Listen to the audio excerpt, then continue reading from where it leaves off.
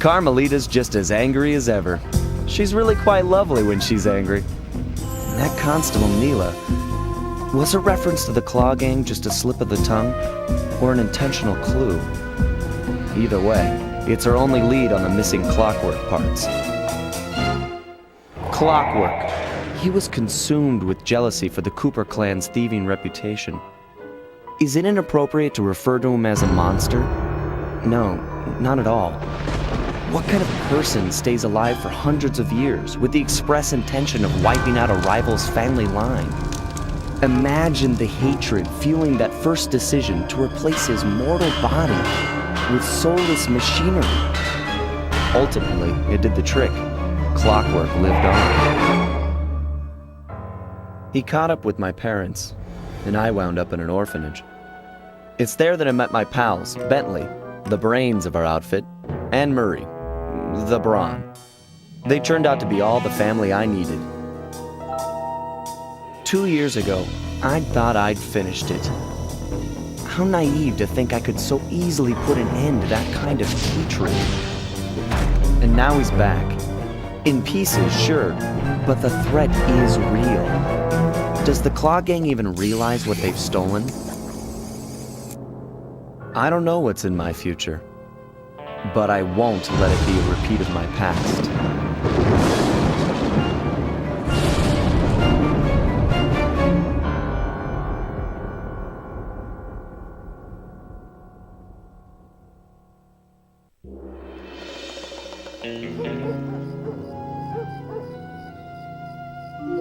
I had to call in a few favors to get the goods on the Claw Gang's local operator, Dimitri, a sort of underworld celebrity, equally at home in high-class art circles and shady back-alley crimes. He was once a passionate young art student who worked hard to develop his own visionary style.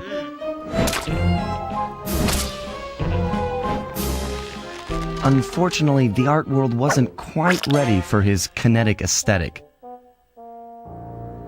So he gave them what they wanted and started forging old masterpieces. His way of punishing those with bad taste. Dimitri now runs a nightclub on the west side.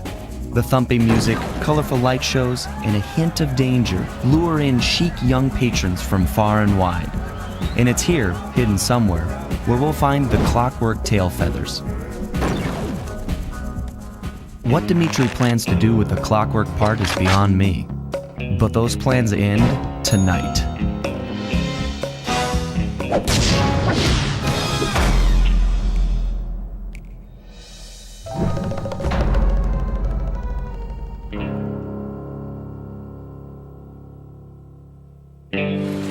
My gang and I had done it.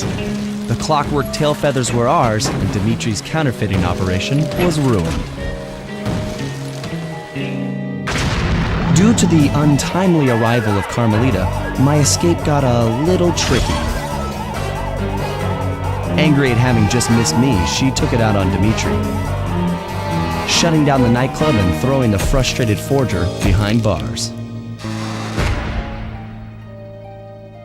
The gang and I headed out of town for a week in Monaco.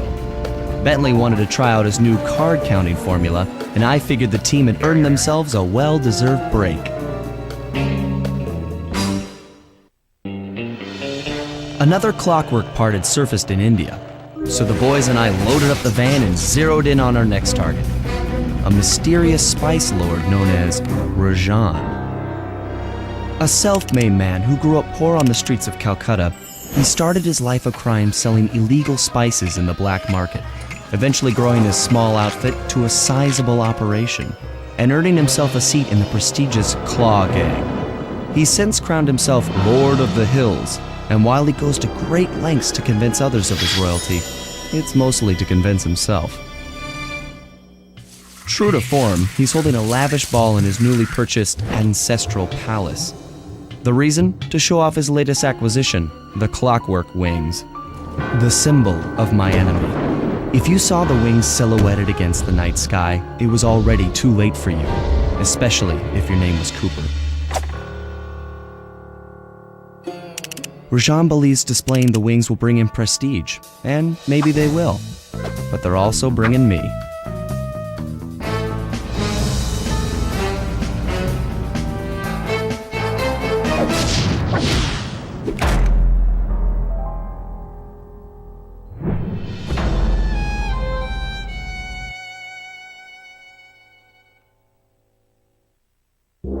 After the gang and I got away with the Clockwerk wings, Carmelita blew her cover and started making arrests left and right. With his reputation in shambles, Rajan was forced to flee from his own party. He's now in hiding, somewhere deep in the jungle. The gang and I took a break and headed for Bollywood. It took some doing, but we eventually snuck Murray onto the set of a full-blown Indian musical. I was happy the guys got to unwind, but Rajan was still out there. And somehow, I knew things were about to get tough.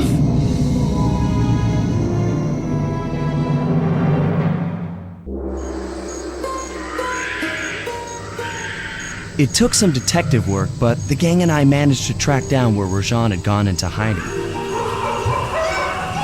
Somehow, he'd managed to transform a long-forgotten temple into the thriving center of his spice operation, and it's there where we'll find him.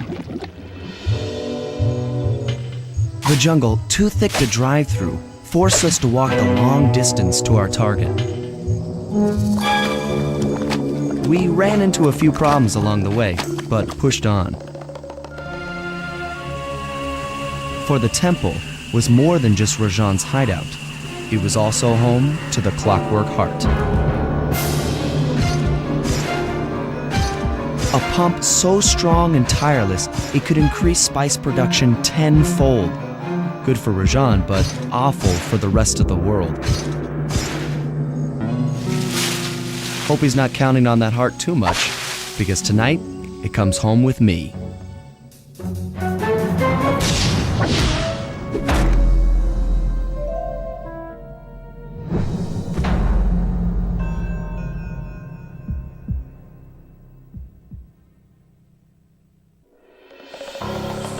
Though statistically improbable, I had to face the facts.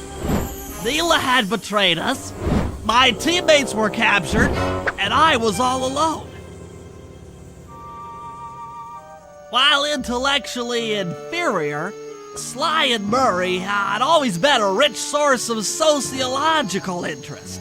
The long walk out of the jungle gave me time to reflect, and with each passing step, my sense of isolation grew. Shockingly, my comrade's absence had a profound emotional effect on me. This was it. This was the true test of friendship. Upon reaching the van, my resolve was hardened. I had to save my friends. But first things first, I had to learn how to drive a stick shift.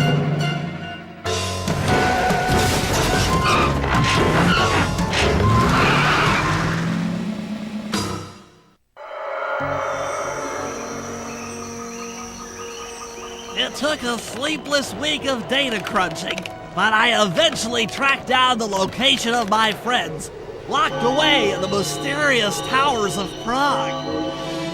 At the moment, they are the unwilling guests of Interpol's most renowned prison warden, the Contessa. While still a criminal psychology student, she entered into a whirlwind romance and married a wealthy aristocrat. Sadly, the union was short-lived, as the general suspiciously died a few weeks after the ceremony. The widowed Contessa put her education and newly acquired estate to work by opening a criminal rehabilitation center.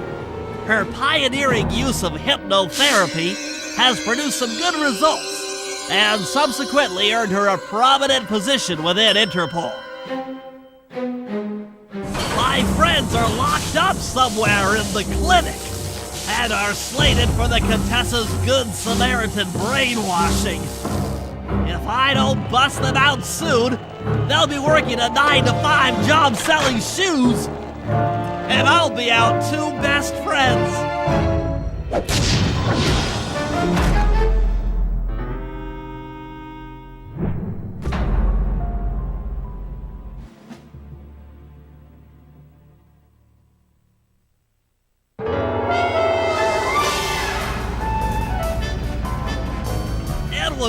late. The gang had been reunited and it was all because of me. Even the van ride out of town was like a party. Murray had to pull over twice because he was laughing so hard. But despite all the jokes, I think something had changed.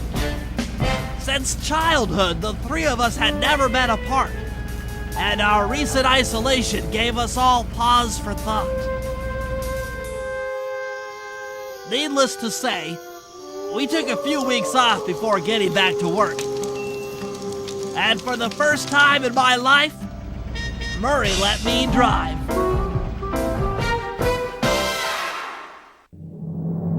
Time for a little payback. The Contessa, having escaped us in the prison, is now hiding out in her castle estate. It's a well-fortified Gothic nightmare that would make any thief run in terror. Terrible or not, that's where we're headed. To sweeten the deal, we've learned that the Contessa, who until recently was a secret member of the Claw Gang, is in possession of the Clockwerk Eyes. The Thievius Raccoonus describes the eyes stopping opponents dead in their tracks, transfixed in their gaze. It doesn't take a genius to figure out what an accomplished hypnotist could do with such powerful artifacts.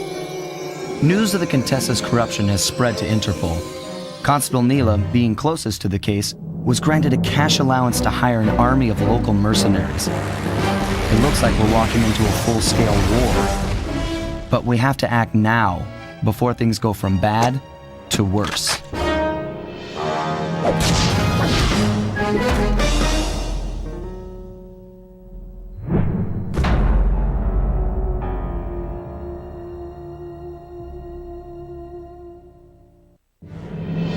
Things hadn't gone exactly to plan, but the Contessa was beaten and the Clockwerk Eyes were finally mine.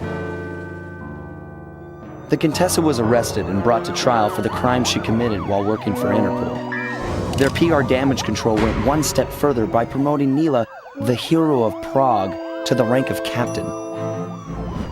Carmelita, still on the outs with Interpol, had to run with the rest of us. To my surprise and eternal delight, I got to help my favorite policewoman escape from the cops.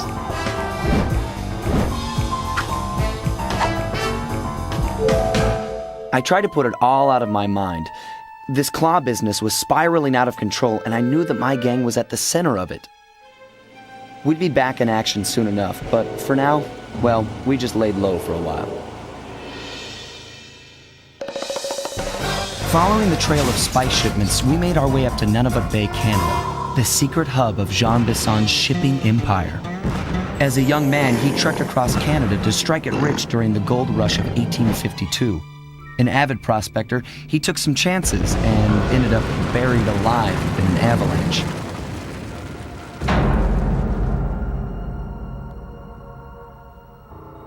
Miraculously, the quick freeze kept him alive, and 120 years later, thanks to global warming, he thawed out.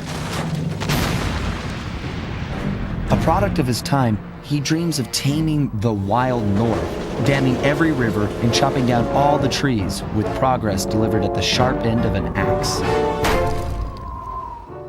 Shipping spice for the Claw Gang proved a lucrative way to bankroll his one-man war against nature. And yet, I have to feel a little sorry for him. He's just a normal guy from the 1850s. Back in his day, he'd be a hero, but today, he's a villain. Either way, that man's got more than his fair share of the Clockwerk Parts. What a low-tech guy like Jean Bison is doing with robot parts is a mystery. I almost don't want to know. But as always, it's only a matter of time before I find out.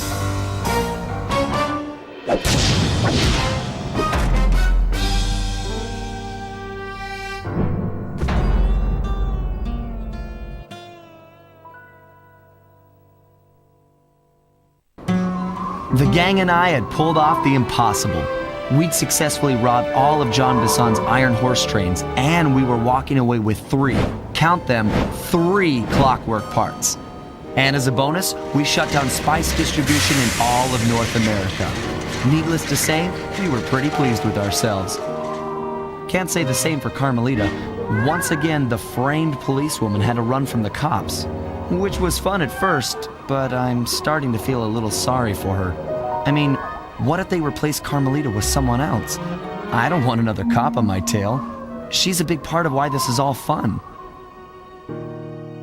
Sooner or later, I'm gonna have to figure out a way to clear her name, some way other than turning myself in. Things just weren't right up in Canada. Random acts of violence were popping up like weeds, and the Northern Lights, well, they just weren't right. One night they'd be brighter than ever, and the next, gone. In Nunavut Bay, I overheard talk between Jean Bison and his mysterious partner Arpeggio. Somehow, those two are behind it all. Tracking the source of the disturbance was easy. By simply following the lights, we were led north to an immense lumber camp. The sheer number of fallen trees advertised Jean Bison's presence and that he was in possession of the clockwork talons. The Thievius Raccoonus makes numerous references to the talons slicing through plates of steel. A skilled lumberjack like Bison could clear a forest in hours while wielding the artifacts. Those talons have got to go, both to finally do away with clockwork and to save the environment from his twisted sense of progress. The world just doesn't need to make space for another strip mall.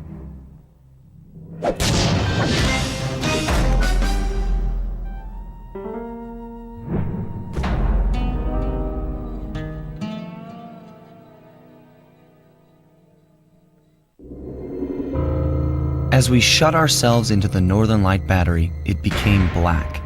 For a few long minutes, we just sat there in darkness. No one dared to talk for fear that Jean Bison's men might discover where we were hiding. Time seemed to have stopped. And then, we felt it. We were being lifted up to Arpeggio's blimp. It was all so strange. The focus of all our schemes had been stolen from us. Our clockwork parts were gone. Looking around the inside of the battery, I knew we all felt it. Failure. I was twitchy and ready for action. Any action. Bentley tried to make some sense of the situation by drawing up meaningless plans. But Murray took it the worst. He just sat there sobbing while the team van floated away over the horizon. That van was his life. I knew I'd have to find a way to make it up to him. There we were, heading east across the Atlantic Ocean, stowaways on a giant airborne fortress. Though time was short, we made sure to study up on our unknowing host, Arpeggio.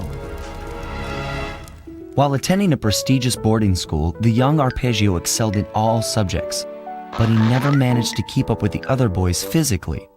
Sadly, his wings, due to their small size, were useless for flight.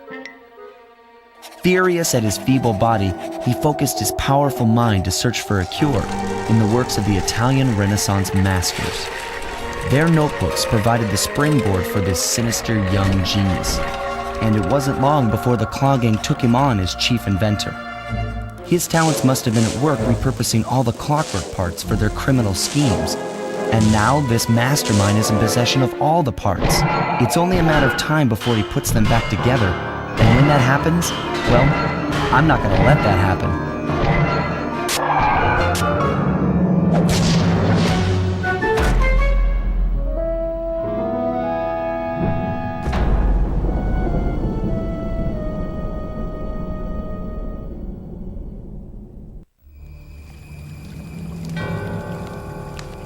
And there we were, at the end of the road. The Claw Gang had been defeated, and the clockwork parts lay scattered around in heaps. Yet, despite the explosion, they remained pristine. It was as if nothing could ever hurt them. Carmelita cursed herself for showing up too late to get a few shots in on Clockla. So she took it out on what was close at hand, the hate chip. And just like that, it was over. Without that core piece, that essential center of clockwork, there was nothing left. The parts aged before our eyes as if time had finally caught up with the ancient bird. How ironic that Carmelita, a police officer, would be the one to lift the curse from the Cooper family. The menace of clockwork would never again rise to threaten me or my children.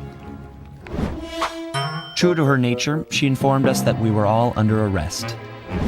But one look at my gang told me that we were in no shape for a fast getaway. So I offered to go peacefully in exchange for letting my friends walk. They'd taken some bruises through all of this, but I was surprised, shocked really, to see them leave their gear behind as they walked away. Their wounds were deeper than I'd imagined. Those guys were hurting. Carmelita's old police unit soon arrived. With me in custody, her name was cleared, and she even got a well-deserved promotion. It was the least I could do. The ride to HQ started with us sitting in silence, trying to read each other's thoughts. As the reality of my capture started to sink in, she began to relax, and we got to talking. We spoke freely about our previous adventures, comparing notes and even getting in a few laughs. Then we started talking about, well, everything. Books, music, art. It was like we were on a first date. She even showed me the bottle she'd been saving for the special occasion of my arrest. My heart sank when she realized that our short flight across town had already taken 2 hours, a fact I'd kind of clued into after seeing the Eiffel Tower float by 17 times. She went forward to ask the pilot what was up, and it looked like my pals had left me a little going-away present before taking off. Floating away on the night breeze, I could faintly make out Carmelita's voice. I'll find you, Cooper!